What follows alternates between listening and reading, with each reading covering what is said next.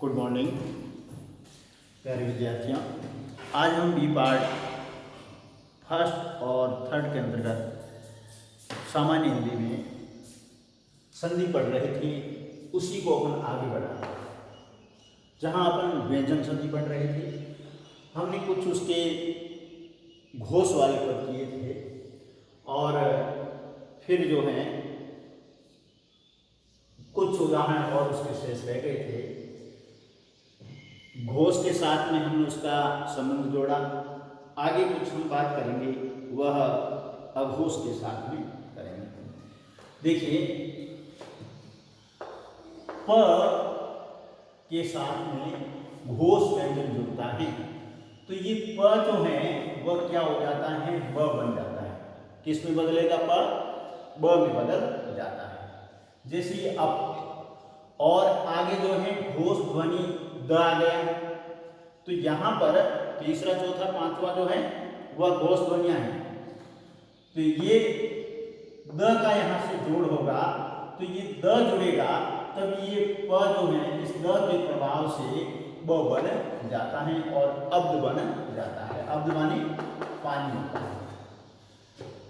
फिर जो है अप और वापिस दी जुड़ा है और ये भी इस द के प्रभाव से, घोष के प्रभाव से ब बन जाता है। तो ये अवधि हो जाएगा वर्षावधि।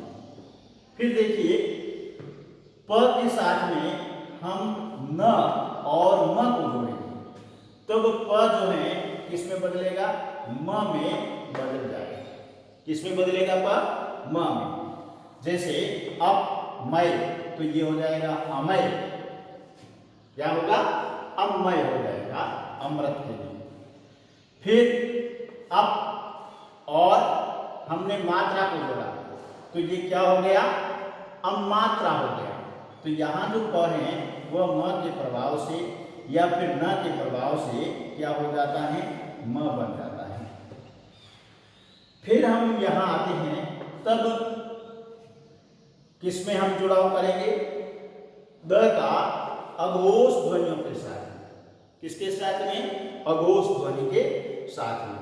अघोष ध्वनि कौन सी है? पहला और दूसरा वर्ण अघोष है। अब द के साथ में अघोष जुड़ेगा, तब द जो है त में बदल जाता है। द किसमें बदलता है? त में। जैसे ये शरद और फिर काल, का जो है अघोष ध्वनि है और शरद काल जो है वह हो जाएगा शरत काल। इसको अपने ऐसे भी लिख सकते हैं, शरत काल। ठीक है, ये है शरत काल। द का रूप जो है बदल करके त हो गया। किसके कारण? अघोष ध्वनि के कारण। उद प्लस तीर्ण है, तो यहां पर भी कौन सी ध्वनि है? त है, पहली है और ये अघोष है, तो यह द जो है वापिस त में बदलते उत्तीर्ण हो जाएगा। फिर उपनिषद कथा, ये भी इस अघोष ध्वनि के कारण द जो है त में बदल जाएगा और उपनिषद कथा हो जाएगा। उसी प्रकार से ये आपत और ती है, तो यहाँ पर भी आपत्ति हो जाएगा। तद प्लस पर है, तो ये तत्पर हो जाएगा। तद प्लस सम है, तो ये तत्सम हो जाएगा। और तद प्लस भव है, तद्भव हो जाएगा। उद प्लस सा है, तो उत्साह हो जाता है। उद प्लस प्रेरणा, उत्प्रेरणा हो जाएगा। उद प्लस स्थान, उत्थान हो जाएगा। अब देखिए, कहीं कहीं हिंदी में कुछ वर्ण जो हैं लोप हो जाते हैं, गायब हो जाते हैं। अब यहाँ पर उद प्लस स्थान है। अब यहाँ स है और स होने के कारण ये द जो है त में बदला है, लेकिन हुआ क्या? स का लोप हो गया। क्यों हुआ लोप? इसलिए हुआ कि मुख सुख के कारण। हम जब उत्थान का उच्चारण करते हैं तब हमें सरलता महसूस होती है, मुख को सुख महसूस होता है। इस कारण हमने यहाँ स को गायब कर दिया। अब देखिए, यदि इस स को साथ में उच्चरित करें तब क्या होगा, उत्स्थान हो जाएगा, तो मुख में या उच्चारण करने में हमें दिक्कत आती है। तो उसी प्रकार से स्टेशन है, स्टेशन को हमने क्या कर दिया, टेशन ही कर दिया। किसके कारण, मुख सुख के कारण हमने इस स को हटा दिया, गायब कर दिया, लोप हो गया। उत प्लस स्थिति को हमने यहाँ स है उसको हटाकर उत्थित कर दिया है। इस प्रकार से स जो है लोप कर देते हैं। अब देखिए, कुछ ऐसे आते हैं जिसमें म के साथ में यदि निर्नुनासिक ध्वनि है तो वह क्या बन जाएगी, अनुनासिक बन जाती हैं। अनुनासिक में तो समझते हो, अनुनासिक वह ध्वनियां हैं जिसको अपन पंचम वर्ण कह सकते हैं, वह अनुनासिक हैं। और अनुनासिक के लिए इस चिन्ह को मानक रूप दे दिया है। इसको, इस चिन्ह को मानक रूप दिया है पंचम वर्ण के लिए। अब सबसे पहले हमने यहाँ क्या लिया है, क्या कहा है, म के साथ में निर्नुनासिक, अनुनासिक नहीं निर्नुनासिक, ये सम है और ये सा है, सार हो गया। अब ये म है, म के साथ में निर्नुनासिक ध्वनि है, अनुनासिक नहीं है। अब निर्नुनासिक है तो ये जो म है किसमें बदलेगा, अनुनासिक में बदल जाएगा, तो ये क्या हो जाएगा, संसार हो जाएगा। फिर सम प्लस कलन है, ये जो म है ये निर्नुनासिक ध्वनि के प्रभाव से पंचम वर्ण में अनुनासिक में बदल करके संकलन हो जाएगा। ये इसका शुद्ध रूप है, ये भी लिखा जाता है। सम प्लस गम, ये भी संगम हो जाएगा। और सम प्लस गठन, संगठन हो जाएगा। सम प्लस चार, ये संचार हो जाएगा। सम प्लस जय, संजय हो जाता है। और धुरम प्लस धर जो है धुरंधर हो जाता है। तीर्थम कर जो है तीर्थंकर हो जाएगा। ये माँ जो है सब जगह किसमें बदल गया है, अनुनासिक ध्वनि में बदल गया है। किसके प्रभाव से बदला है, निर्नुनासिक ध्वनि के प्रभाव से। तो एक नियम यह याद रखिएगा।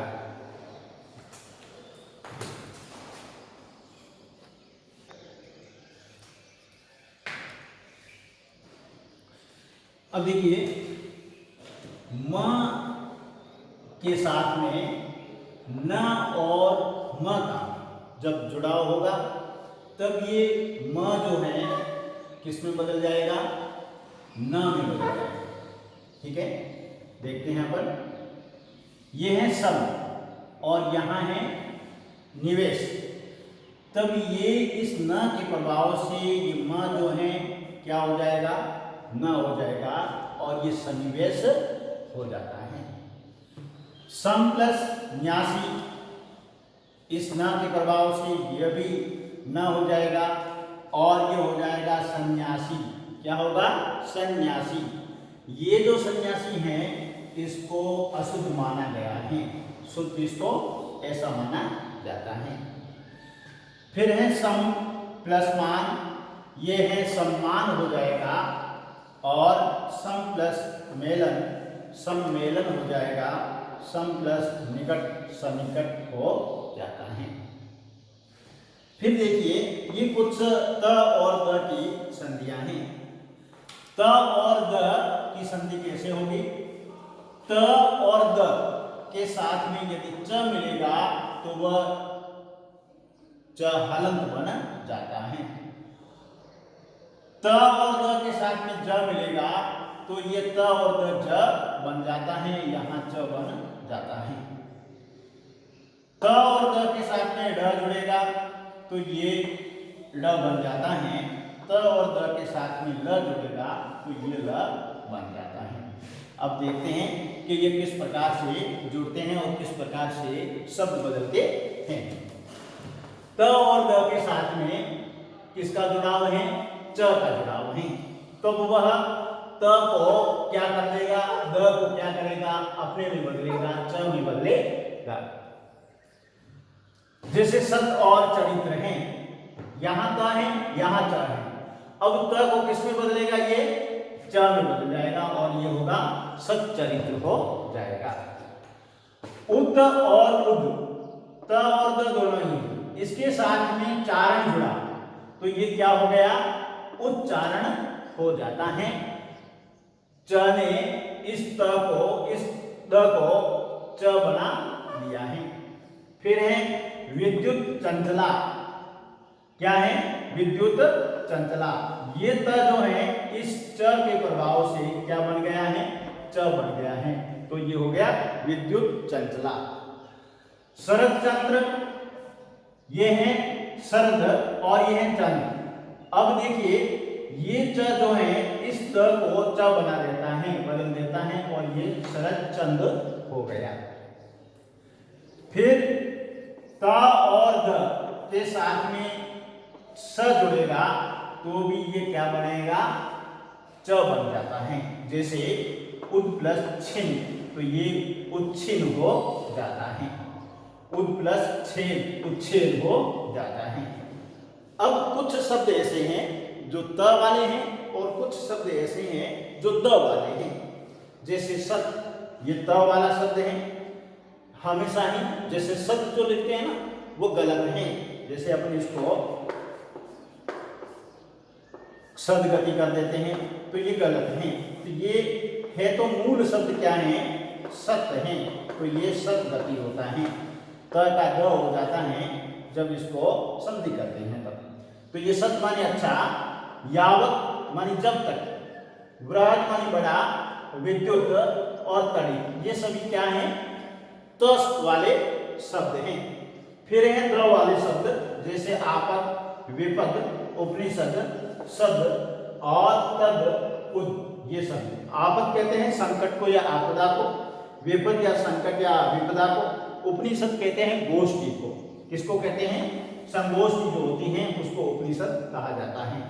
सद मानी समूह या फिर बैठना होता है, तद मानी वहां यहाँ वह हो सकता है, उद मानी अच्छा होता है। अब देखिए त और द के साथ में किसका जुड़ाव करेंगे, ज का जुड़ाव करेंगे और त और द को ये क्या कर देगा, ज में बदल देगा।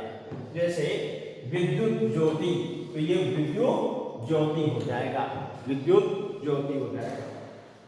उद प्लस ज्वल, ये उज्ज्वल हो गया। उद प्लस जयनी, उज्जयनी हो गया। और इसका उज्जैन जो है वह तद्भव रूप में है। तत्सम रूप क्या है, उज्जयनी। विपद जाल, विपद जाल हो जाता है। इस प्रकार से कुछ शब्द जो हैं वह बदल देते हैं त को और द।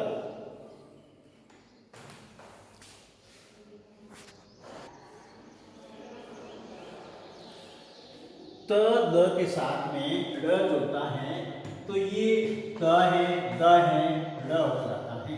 जैसे उद प्लस दयन, दयन कहते हैं पंख को, और ये ड है तो ये द जो है ड में बन जाएगा, क्या हो जाएगा, उड्डयन हो जाएगा।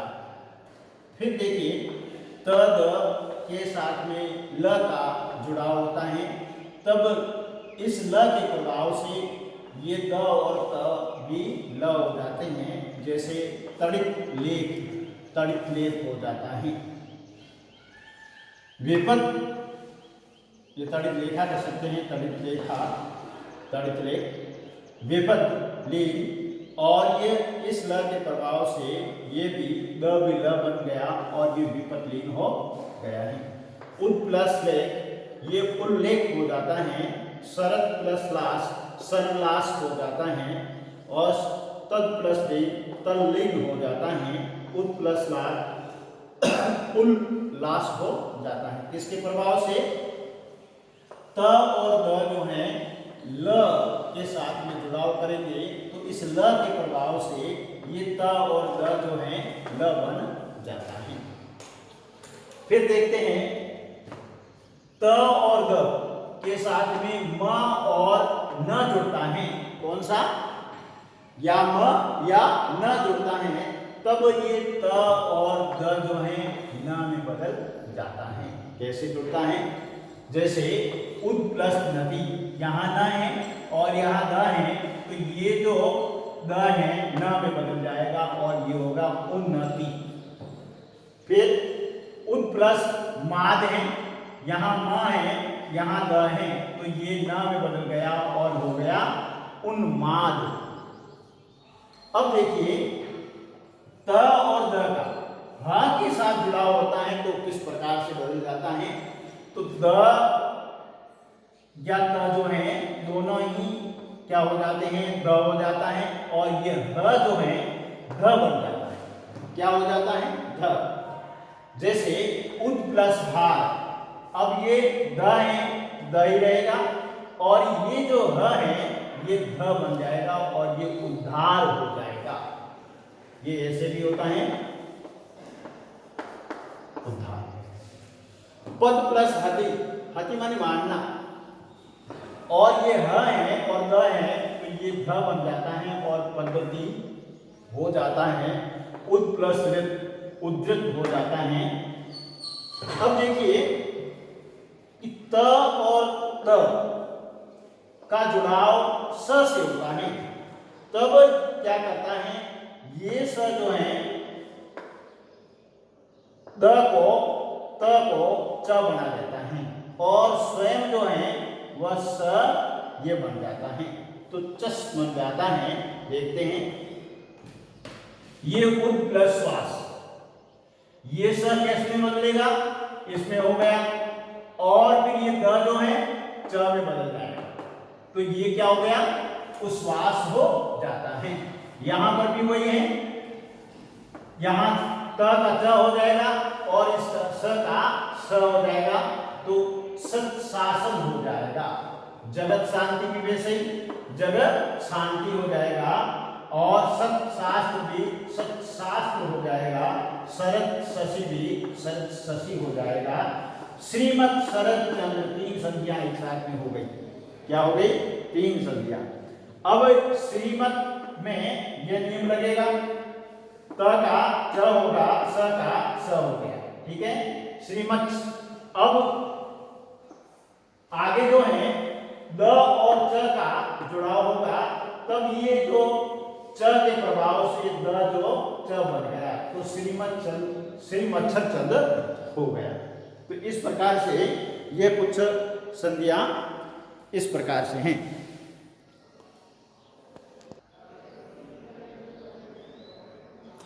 अब देखिए मूर्धन्य व्यंजन संधि स, ठ, ण, और ये जो है वापिस दल के हो जाते हैं। स, थ और न किस प्रकार से बदलते हैं देखते हैं। यहाँ पर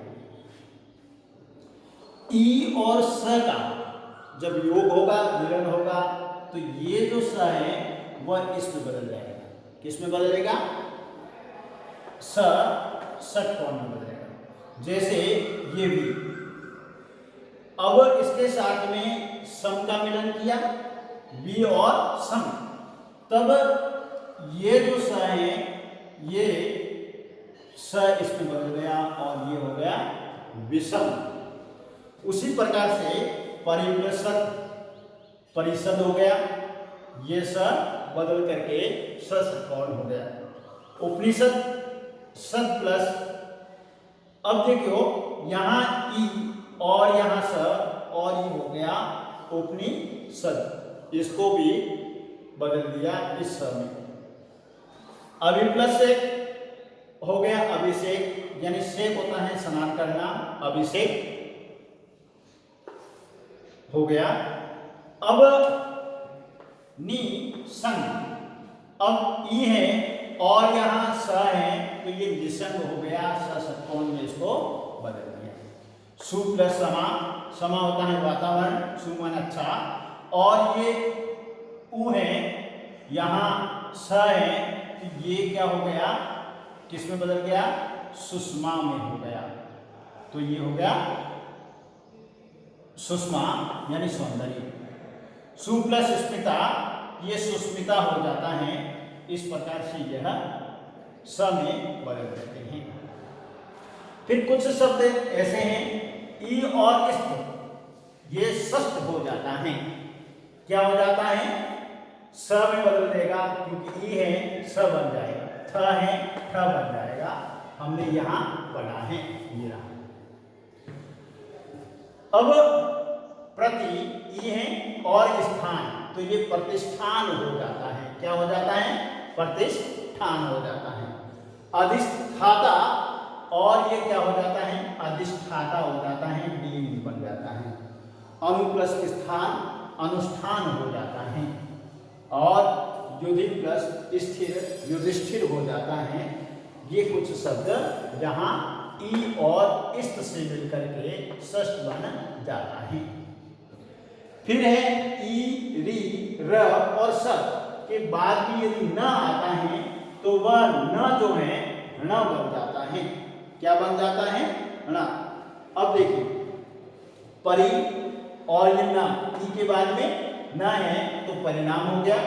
प्र और या है तो ये जो है प्रयाण हो जाता है इसमें। उसी प्रकार से परि प्लस नय परिणय हो गया। राम प्लस अयन तो ये रामायण हो गया। प्र प्लस नेता प्रणेता हो जाता है। अब देखिए व्यंजन आगम संज्ञा कि कुछ व्यंजन ऐसे होते हैं जो अपने आप ही आ जाते हैं, जिसको अपन व्यंजन आगम संज्ञा कहते हैं। अनुच्छेद, अब इसमें च का आगम हो गया और यहाँ अनुच्छेद बन गया। वी प्लस छेद तो यहाँ विच्छेद हो गया, च का आगम हो गया। अंग प्लस छेद, अंग छेद में भी च का आगम हो गया। तरु प्लस छाया, तरु छाया हो गया। प्रतिछाया, प्रतिछाया हो गया। छत्र छाया, छत्र छाया। तो यहाँ पर जो है वह च वर्ण का आगम हो जाता है और ये आगम संज्ञा कहलाती हैं। अब देखते हैं अपन, जैसे ये अपने छत्र छाया लिखा हुआ, हमने ऐसा लिखा कहीं, पढ़ा भी ऐसा कहीं, छत्र छाया, प्रतिछवि, प्रश्न। तो ये पूर्ण रूप से क्या है?